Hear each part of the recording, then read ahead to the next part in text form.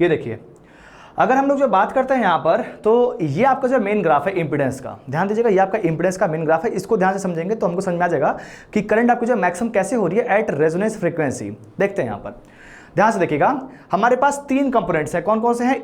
Resistance है, inductive reactance है और कैपेसिटिव रिएक्टेंस है। Basically we have the three types of elements, ठीक है। फर्स्ट क्या है, मान लीजिए आपका आर हो गया, सेकेंड आपका क्या हो गया, ओमेगा एल हो गया, एंड थर्ड आपका क्या है, 1/ωc हो गया, ठीक है।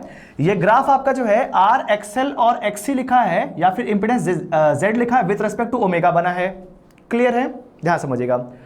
फर्स्ट क्या है, यहां पर आर है, तो रेजिस्टेंस आपका कांस्टेंट रहेगा। आप फ्रीक्वेंसी कितने भी वेरी करेंगे, रेजिस्टेंस में कोई भी चेंज नहीं आएगा, because resistance is independent of the frequency.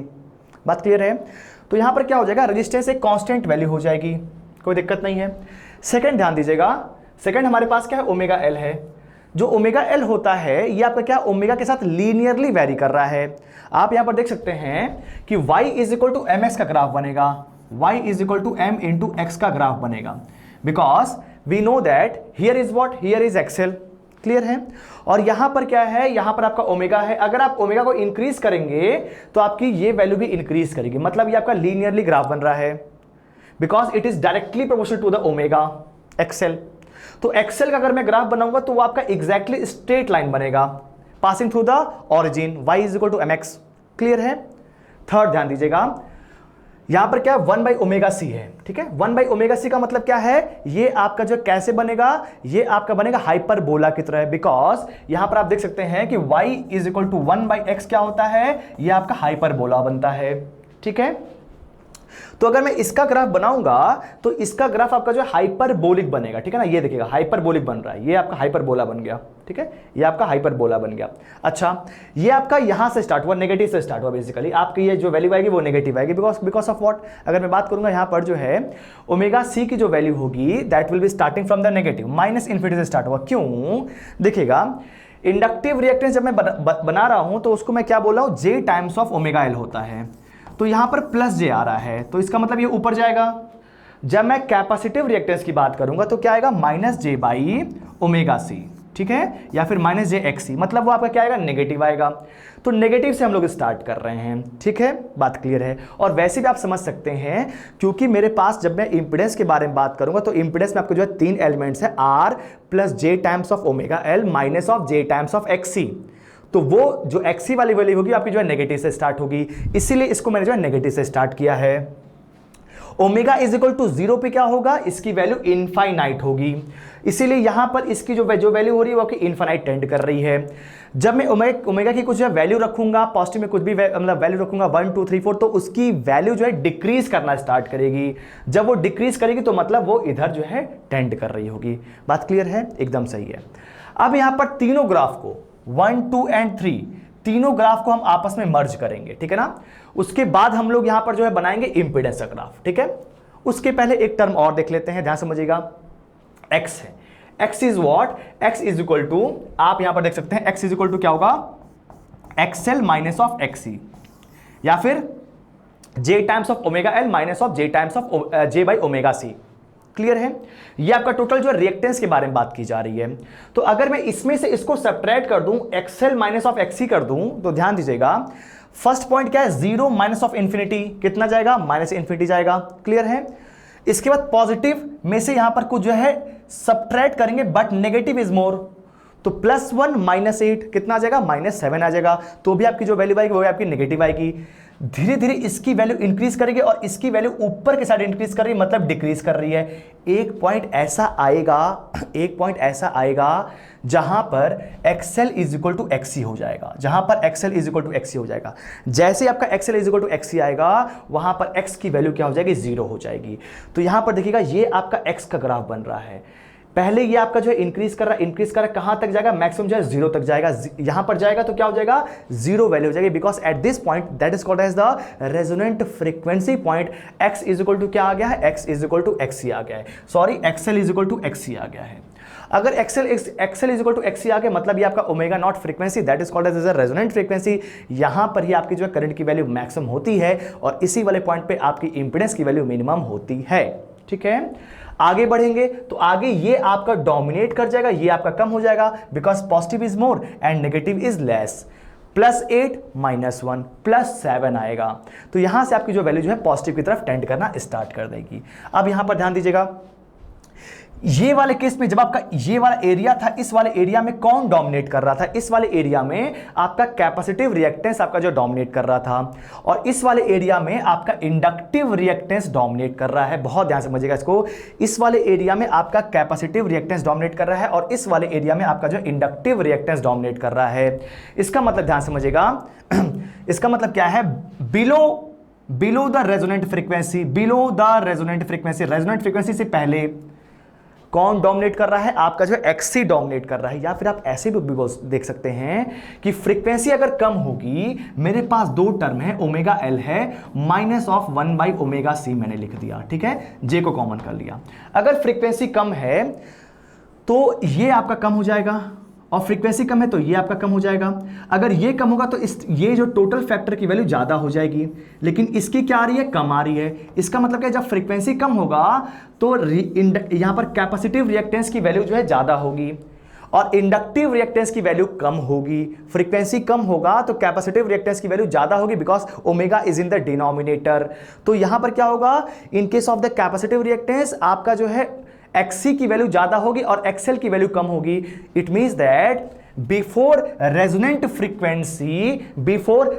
Frequency आप यहां पर देख सकते हैं क्या हो जाएगा? XC is greater than XL, ठीक है, and above resonant frequency XL is greater than XC, ठीक है, बात क्लियर है? XL is greater than XC। What it means? It means that below resonant frequency आपके सर्किट का नेचर कैपेसिटिव होगा। Below resonant frequency आपके सर्किट का nature capacitive होगा। अबव रेजोनेंट फ्रीक्वेंसी आपके सर्किट का नेचर इंडक्टिव होगा। बात क्लियर है? एकदम मैं अच्छे से बताया हूं, ध्यान से समझिएगा प्लीज, इसको रिपीट कर लीजिएगा, तभी आपको जो है अगर चीजें नहीं आ रही तो एक बार और आप जो देख लीजिएगा, ठीक है ना, कोई दिक्कत नहीं है। तो यहां पर क्या हो गया? XC is greater than XL हो गया below resonant frequency, and after resonant frequency क्या हो गया? XL is greater than XC। What it means? That it means that कि बिलो रेजोनेंट फ्रीक्वेंसी आपकी करंट लीड करेगी। किससे? आपकी जो है करंट जो है लीड करेगी आपकी जो है वोल्टेज से, because of the capacitive nature, ठीक है, बात clear? And above resonant frequency because XL is greater than XC। इसका मतलब क्या है? यहां पर इंडक्टिव इफेक्ट ज्यादा है। It means that current will be lagging in nature after resonant frequency. Clear है? बहुत ही सिंपल बात मैंने आपको बताई है and I hope it should be clear to you. Next बात वो यहां पे ध्यान दीजिएगा, अगर मैं बात कर रहा हूं इंपीडेंस की, तो इंपीडेंस यहां से यहां क्या होगा? डिक्रीज करेगा, because you know that at resonant frequency the impedance is minimum that is equal to R। impedance starts decreasing as you starts increasing the frequency, the impedance starts decreasing, because you know that at resonance frequency we have only the resistive part, ठीक है, हमारे पास क्या सिर्फ eight resonant frequency अगर मैं बात करता हूं तो वहां पर सिर्फ क्या रेजिस्टेंस है और वहां पर कुछ भी एग्जिस्ट नहीं कर रहा है। इसका मतलब क्या है? एट रेजोनेंट फ्रीक्वेंसी हमारे इंपीडेंस की वैल्यू मिनिमम आनी चाहिए, that is equal to R। तो यहां से आप जैसे जो फ्रीक्वेंसी को इंक्रीज करते हैं इंपीडेंस की वैल्यू घटती है। कहां तक घटेगी? मैक्सिमम कम कहां पे हो जाएगी? सबसे मिनिमम कहां पर होगी? रेजोनेंट फ्रीक्वेंसी पे होगी, और वो किसके इक्वल हो जाएगी?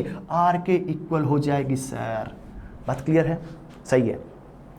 नेक्स्ट बात देखिएगा, जैसे इसके बाद हम लोग जो फ्रीक्वेंसी की वैल्यू को इंक्रीज करेंगे, फिर से आपका इंपीडेंस में इंक्रीज करना स्टार्ट कर देगा, and in this portion XL is greater than XC हो जाएगा।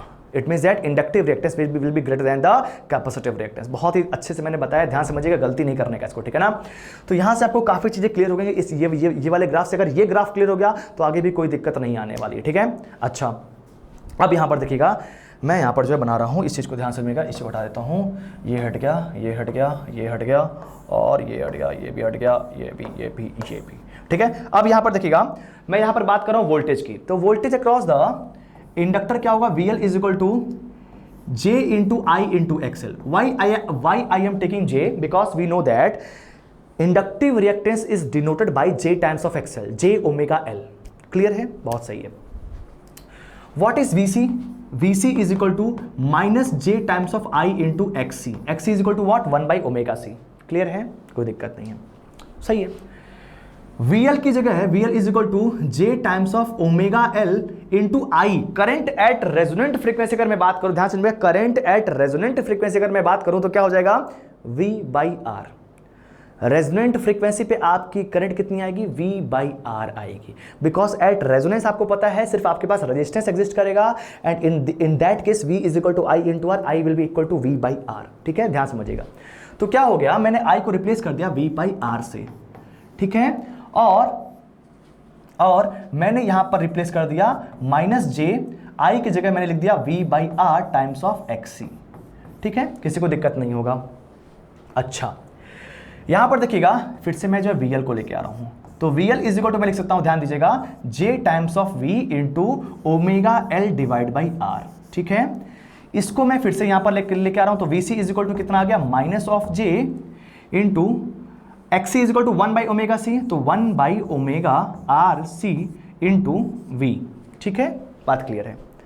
अगर मैं यहां पर मैग्नीट्यूड के बारे में बात करूं, बहुत ध्यान समझिएगा, अगर मैं यहां पर मैग्नीट्यूड के बारे में बात करूं तो यहां पर J का जो मैग्नीट्यूड होता है वो क्या होता है, 1 होता है। J का या फिर माइनस J का मैग्नीट्यूड 1 होता है, एंगल 90 या फिर प्लस 90 या फिर माइनस 90 हो सकता है। ठीक है, अच्छा, एक बात मुझको ये बताइए, what is the omega L by R? That is the quality factor. Sir आपने स्टार्टिंग बताया था क्वालिटी फैक्टर क्या होता है, ओमेगा L बाई आर बताया था मैंने। ठीक है, तो इसका मतलब क्या है, मैं यहां पर इसको रिप्लेस कर सकता हूं J times of V into quality factor. What is 1 by omega R C? 1 by omega R C is also the quality factor. मैंने आपको जो है RLC सर्किट का क्वालिटी फैक्टर बताया था, that is equal to omega L by R या फिर 1 by omega R सी। तो ये आपका क्या होगा, क्वालिटी फैक्टर हो गया। इसका मतलब क्या हो जाएगा, minus of J into Q into V। Clear है? इसका मतलब क्या है, अगर मैं यहां पर देखूंगा तो mod of VL is equal to mod of VC मुझको मिल रहा है, क्योंकि अगर आप इसका जो है मैग्नीट्यूड निकालेंगे तो कितना आएगा, V इंटू क्यू आएगा। अगर मैं इसका जो है मैग्नीट्यूड निकालूंगा तो क्या आएगा, Q इंटू V आएगा, because magnitude of J and magnitude of minus of J that will be equal to 1। तो क्या मिल गया मुझको, Q into V। It means that VL is equal to VC मिल रहा है, एट रेजोनेंस मिल रहा है। तो ये बात मैंने आपको पहले भी बता रखा है, रेजोनेंस वाली कंडीशन पे क्या मिलेगा आपको, जो है voltage across the inductor will be equal to voltage across the capacitor. But why we are taking this, अभी समझ में आएगा। इसका मतलब क्या है, मैं यहां पर क्वालिटी फैक्टर को लिखना चाहता हूं, तो इसके लिए मैंने VL is equal to mod of VL is equal to mod of VC is equal to क्या लिख दिया, Q इंटू V लिख दिया। Then what is the quality factor? That is the main concern. देखते हैं, तो quality factor is equal to कितना हो जाएगा, यहां पर आप देख सकते हैं, अगर मैं क्वालिटी फैक्टर की वैल्यू निकालता हूं तो इसको जो है VL बाई V बोल सकता हूं, VL by V, mod of VL by V is equal to कितना हो गया, mod of VC divide by V। Quality factor is equal to mod of VL by V और mod of VC divide by V। I hope it is clear to you. बहुत ही simple मैंने बताया है, गलती नहीं करने का। तो क्या हो गया, यहां पर क्वालिटी फैक्टर की जो वैल्यू होगी वो क्या होगी, mod of VL by V या फिर mod of VC by V। यहां से हम लोग देख सकते हैं कि quality factor of the series RLC circuit, quality factor of the series RLC circuit, बहुत ध्यान समझिएगा। VL इज इक्वल टू कितना हो जाएगा, I into XL divide by what is V is equal to I into R, because we know that at the resonance what we have voltage, that is supply voltage is equal to the voltage across the resistance, that is equal to I into R।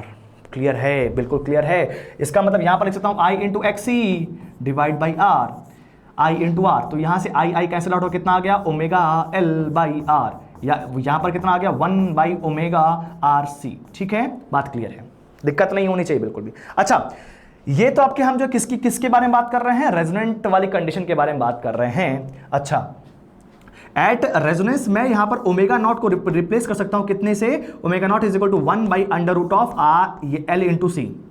Omega naught is equal to 1 by under root of L into C. मैंने यहां पर लिख दिया omega naught is equal to 1 by under root of L C. ठीक है, तो 1 by क्या हो गया, under root of L into C into R into C. यहां पे अंडर रूट ऑफ सी और यहां से पे अंडर रूट ऑफ सी एक आपका जो कैंसिल आउट हो जाएगा, अंडर रूट ऑफ L ऊपर चला जाएगा। तो इसका मतलब क्या है, क्वालिटी फैक्टर का मैं यहां पर एक फॉर्मूला और लिख सकता हूं, और वो क्या हो जाएगा, ओमेगा नॉट, यहां पर sorry, quality factor will be equal to कितना हो जाएगा, ध्यान समझिएगा, quality factor is equal to series RLC circuit के लिए क्या हो जाएगा, यहां पर आ जाएगा क्या आ जाएगा, 1 omega L by R first हो गया, सेकंड क्या हो गया, 1 बाई ओमेगा आर सी।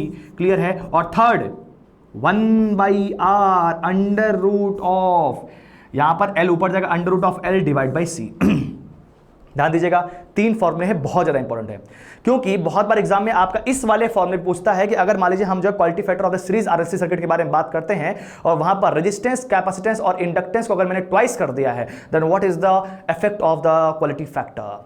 तो वहां पर आप यही वाला यूज करेंगे 1/r is equal to under root of L by C, because in this case we have all the 3 parameters, we have all the 3 elements, but in case of the other 2 we have only the 2 parameters, because in case of this you have L and R, and in case of this you have R and C, but in case of this you have all the 3 elements, therefore you have to use these 3 elements, yeah, or this formula if the variation is asked in all the 3 parameters, all the 3 elements। ठीक है, बात clear है।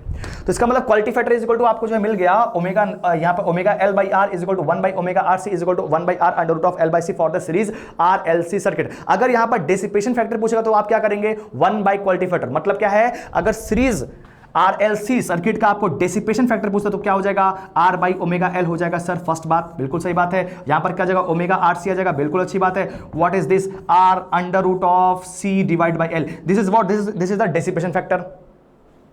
Clear है, बिल्कुल सही बात है। मैंने जो आपको बातें बताई बहुत ध्यान समझिएगा, ये सब चीजों को एकदम दिमाग में रखिएगा। अच्छा, एक बात और समझिएगा, यहां पर एक टर्म और आया है VL by V is equal to VC by V। इसको हम लोग जो है बेसिकली क्या कहते हैं, सीरीज RLC सर्किट को हम लोग क्या बोलते हैं, वोल्टेज मैग्निफिकेशन बोलते हैं। क्या बोलते हैं, वोल्टेज। इसको यहां पे हटा देता हूं, ध्यान से लिख देखें, अच्छे से लिख दूंगा, ठीक है। सीरीज RLC सर्किट को हम लोग जो है बेसिकली क्या बोलते हैं, इसको हम लोग क्या बोलते हैं,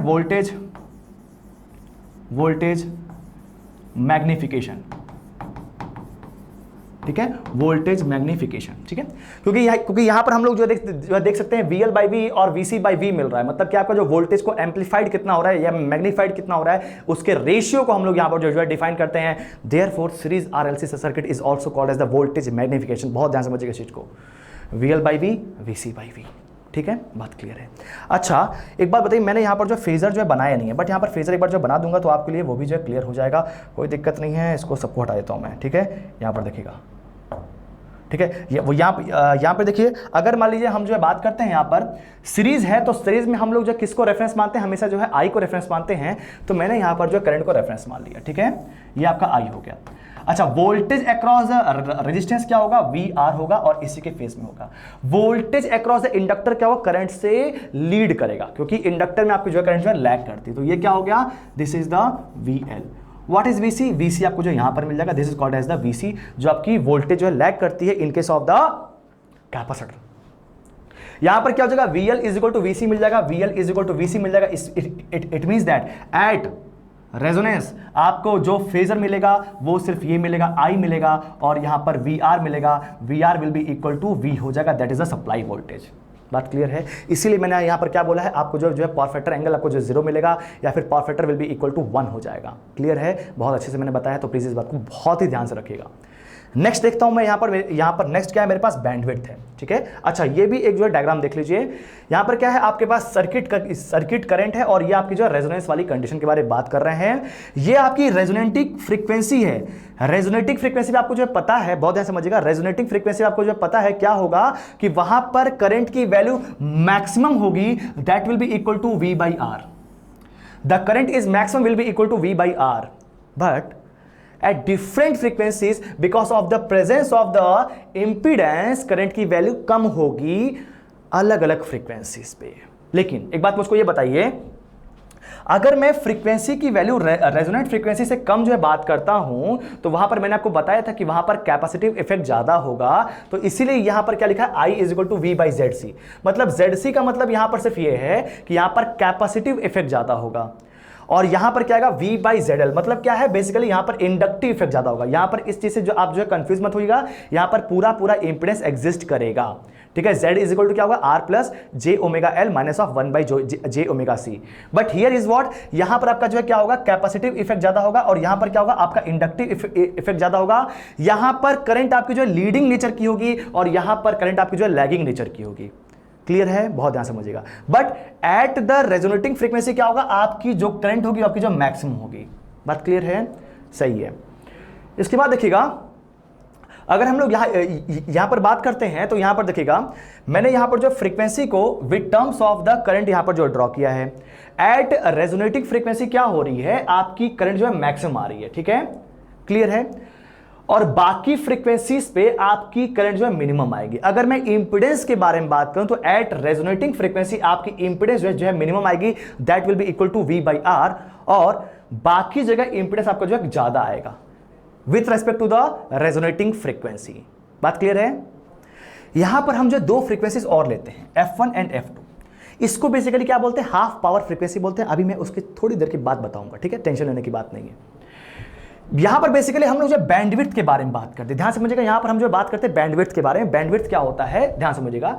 जैसे आपको कोई जो सिग्नल को जो है ट्रांसमिट करना है, सिग्नल को ट्रांसमिट करना है, तो सिग्नल को अगर मैं जो है ट्रांसमिट करूंगा तो यहां पर ध्यान समझिएगा, यहां पर अगर मैं जो बात करूंगा तो लॉसेस के बारे में अगर जो बात करूंगा तो यहां पर क्योंकि करंट आपकी जो मैक्सिमम आ रही है तो यहां पर लॉस भी मैक्सिमम होगा, I²R। लॉस भी क्या होगा, मैक्सिमम होगा इस वाले टर्म पे या फिर इस वाले पॉइंट पे। लॉस भी यहां पर क्या होगा, loss will be maximum. But अगर मैं यहां पर और यहां पर बात करूं, मतलब इन दोनों के बीच में बात करूं, तो यहां पर हो सकता है कि because of some current is less, current आपका जो कम आ रहा है तो थोड़ा सा लॉस आपका जो कम होगा। बट ऐसा नहीं, लॉस यहां पर भी होगा। बट ध्यान समझिएगा, ध्यान समझिएगा, एक टर्म आता है बैंडविड्थ। बैंडविड्थ का मतलब क्या है यहां पर ही समझिएगा। हम लोग यहां पर यहां से यहां तक की वैल्यू को मान लीजिए बैंडविड्थ मान रहे हैं। मतलब क्या है, हम यहां से यहां चीजों को जो ट्रांसमिट कर रहे हैं। अगर हम यहां पर ट्रांसमिट करेंगे तो सबसे अच्छी कंडीशन है, बट वहां पर सबसे अधिक लॉस भी हो रहा है। और वहां पर अगर आप जो ट्रांसमिट करेंगे तो सबसे अधिक सर्किट को भी कॉम्प्लेक्सिटी बढ़ जाती है। बेसिकली इलेक्ट्रॉनिक्स का फेनोमेना कॉम्प्लेक्सिटी बढ़ जाती है, ठीक है। लेकिन अगर आप यहां से यहां ट्रांसमिट करेंगे तो भी चलेगा, कोई दिक्कत नहीं, थोड़ी बहुत जो प्रॉब्लम्स आएगी बट चलेगा, बट यहां पर लॉस आपका जो कम होगा। तो बैंडविड्थ आपका जो है वो रेंज होता है, क्योंकि आपको पता है कि हमेशा आप जो मैक्सिमम वैल्यू को जो ट्रांसमिट नहीं कर सकते हैं, तो एक आपको जो है रेंज लेकर के चलना पड़ता है। तो बैंडविड्थ आपका क्या होता है, bandwidth is a range in which the signal can be transmitted efficiently और इफेक्टिवली। तो इसका मतलब क्या है, यहां से यहां तक अगर आप जो ट्रांसमिट कर रहे हैं, मतलब क्या इसके बीच में अगर आप जो कुछ भी जो है ट्रांसमिट करेंगे तो आपका सिस्टम इफेक्टिव रहेगा, एफिशिएंट रहेगा, लॉसेस कम रहेंगे, ठीक है। बात क्लियर है। उसी को हम लोग क्या बोलते हैं, बैंडविड्थ बोलते हैं, जहां पर हम जो सिग्नल को जो है ट्रांसमिट करते हैं, ठीक है। या फिर रेंज ऑफ द फ्रीक्वेंसी आप बोल सकते हैं कि जिसमें आपको जो है मैक्सिमम सिग्नल को जो पास कर सकते हैं with the minimum loss. Clear है। तो इसको हम लोग जो बेसिकली क्या बोलते हैं, बैंडविड्थ बोलते हैं। ये मान लीजिए आपकी जो फ्रीक्वेंसी F1 है और ये मान लीजिए आपकी जो फ्रीक्वेंसी F2 है, दोनों के बीच का जो डिफरेंस होगा, this frequency range is called as the bandwidth, ठीक है। यहां पर जो करंट आती है वो समझिएगा, ये जो करंट है ये आपकी मैक्सिमम करंट है, ठीक है। और यहां पर जो करंट आती है that is equal to I max by √2। मतलब क्या है, मैक्सिमम बाई √2। आप मैक्सिमम बाई √2 आप जो है करंट को डिक्रीज करते हैं, तो उसके बीच का जो रेंज होता है that is called as the bandwidth, ठीक है। अच्छा, I max बाई √2 का मतलब क्या है, यहां पर अगर मैं जो पावर के बारे में बात करूंगा तो कितना हो जाएगा, I max का स्क्वायर डिवाइड बाई यहां पर I max square into R कर लीजिए, ठीक है। देख लेता हूं मैं इसको, ठीक है। तो यहां पर पावर आपकी जो कितनी जाएगी, I max का स्क्वायर, अरे यार क्या लिख रहा हूं मैं, देखिएगा यहां पर कितना जाएगा, I max का स्क्वायर, ठीक है, अपॉन ये √2 का स्क्वायर हो जाएगा तो कितना जाएगा, 2I² इंटू R, ठीक है। बात क्लियर है। अच्छा, यहां पर क्या जाएगा, ध्यान समझिएगा, यहां पर कितनी आपकी जो पावर आएगी वो आपकी जो पावर कितनी आएगी, I max का स्क्वायर इंटू R, ठीक है। तो यहां पर क्या आ गया, पावर आपका जो है I max का स्क्वायर बाई 2 हो गया और वहां पर I max का स्क्वायर इंटू R आ रहा है। मतलब क्या है, यहां पर बेसिकली आपकी जो पावर आएगी वो हाफ आ जाएगी। And these frequencies are called as the half power frequency. These frequencies are called as the half power frequency, क्योंकि यहां पर जो आपकी पावर आ रही है वो कितनी आ रही है, आधी आ रही है। तो इसको मैं बोलूंगा P1 और इसको मैं बोलूंगा P2। And these frequencies are called as the half power frequency because at this particular frequency आपकी जो पावर कितनी आ रही है, आधी आ रही है। कितने से, मैक्सिमम से। क्लियर है।